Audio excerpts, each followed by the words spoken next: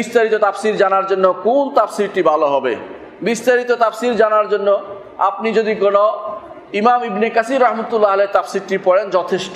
আলহামদুলিল্লাহ, ইবনে কাসির রহমতুল্লাহ আলাইহির তাফসিরটি পড়বেন, আপনার আলহামদুলিল্লাহ সমস্ত প্রশ্নের উত্তর আপনি সেখানে একখানে না একখানে পেয়ে যাবেন, মন থেকে যা আছে।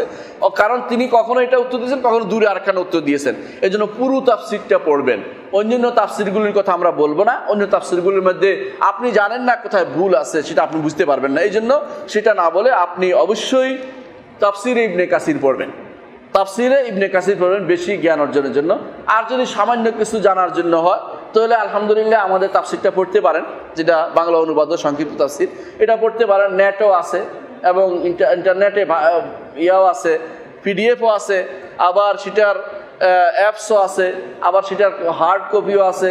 সবই আপনাদের কাছে আলহামদুলিল্লাহ সেটা পড়তে পারেন। মনে রাখবেন, প্রথমেই বড়টা পড়বেন না, প্রথমে ছোট একটা পড়বেন। কারণ প্রথমে বড়টা বলে একসময় পড়তে ইচ্ছা হবে না। প্রথমে যদি ছোট একটা বই পড়েন, তাফসির পড়েন, তো শেষ করলে আপনার মনে হবে কিছুটা জানতে পেরেছি, এখন আরও বেশি জানি।